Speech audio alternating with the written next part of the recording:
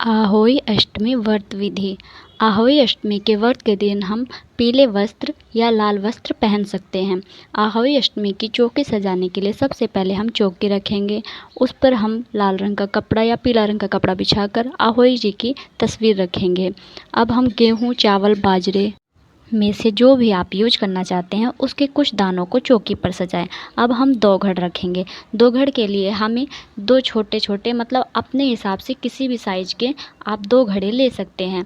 2 घड़ के लिए अगर हमें 2 घड़े लेने, अगर आपके पास 2 घड़े नहीं हैं तो आप किसी भी प्रकार का लोटा उस पर कलश पर रख सकते हैं।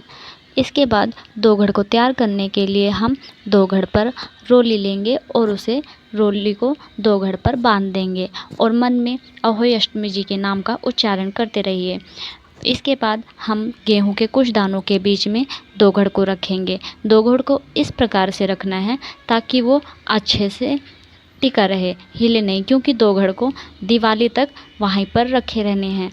इसलिए अब हम पहले 2 घड़ में गेहूँ, चावल या फिर बाजरे में से जिस चीज़ को आप डालना चाहते हैं उससे कलश को भर दीजिए। हम गेहूँ से अपने कलश को भर देंगे।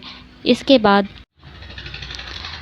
बाद हम अनाज से भरे हुए कलश को अच्छे से ढक देंगे ताकि उस पर दूसरा कलश हमारा अच्छे से टिक सके।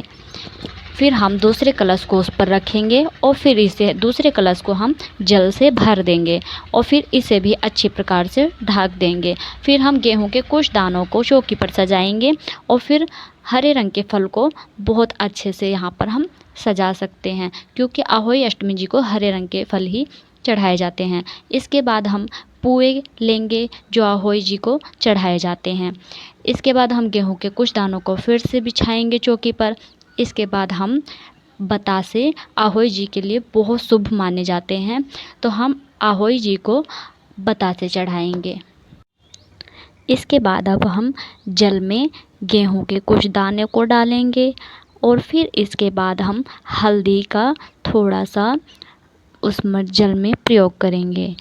फिर इसके बाद हम 1-2 आपकी इच्छा के अनुसार जल के अंदर एक सिक्का डाल सकते हैं और डालना बहुत शुभ में माना जाता है, इसलिए आप ज़रूर से ज़रूर जल में एक सिक्का ज़रूर डालें।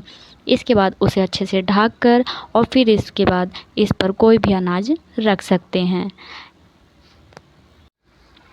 अब हम आहोई माता जी को कलश पर रखेंगे और मन में आहोई अष्टमी जी का नाम का उच्चारण करते करते आहोई अष्टमी जी को तैयार करेंगे। आहोई अष्टमी जी को अब हम तैयार कर चुके हैं, तो अब देखिए अब हम सबसे पहले तिलक लेंगे रोली, और रोली को लेकर अब हम आहोई अष्टमी माता की तस्वीर को लगाएंगे। फिर इसके बाद हम गणेश जी की तस्वीर भी आहोई अष्टमी की तस्वीर में छपी है, फिर उन्हें तिलक करेंगे। इसके बाद तस्वीर में छपे जितने भी देवी देवता हैं सबको हम तिलक करेंगे रोली से। इसके बाद हम सबको तिलक करने के बाद रोली से फिर हम आहोई अष्टमी माता जी को भी तिलक करेंगे रोली से, ये बहुत शुभ माना जाता है। इसके बाद हम स्वास्तिक बनाएंगे अपने दो घड़ पर स्वास्तिक बनाना एक शुभ संकेत होता है, जिससे हमारे घर में सुख, शांति, समृद्धि सब कुछ बनी रहती है।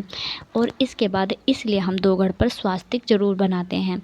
तो 2 घड़ पर अब हम स्वास्तिक बनाने के बाद अब हम आहोई अष्टमी जी की तस्वीर पर हल्दी का तिलक लगाएंगे। हल्दी का तिलक बहुत ही शुभ माना जाता है आज के दिन, आहोई अष्टमी के दिन। तो अब हम हल्दी से आहोई अष्टमी जी को तिलक करेंगे।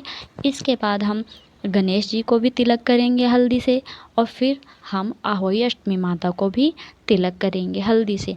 फिर हम तस्वीर में छपे सभी देवी देवताओं को भी हल्दी से तिलक करेंगे। अब हम एक नई साड़ी या सूट, आपको जो भी अच्छा लगे, जो आप अपने सास, नंद या पंडिताइन जिसको भी आप देना चाहते हैं उसके लिए साड़ी या सूट कुछ भी आप ले सकते हैं और उस पर अपनी श्रद्धा के अनुसार जितने पैसे आप चाहें वो भी रख सकते हैं। इसे आपको सास, नंद या पंडिताइन को ही देना है। इसके बाद हम पूजा की पूरी तैयारी कर चुके हैं। तो आइए ये देखिए, ये जो हरे फल हैं इससे माता बहुत खुश होते हैं। हरे फल और ये बतासे जो होते हैं बहुत ही ज़्यादा शुभ माने जाते हैं। और पूवे भी हम बहुत अच्छे से चढ़ाते हैं।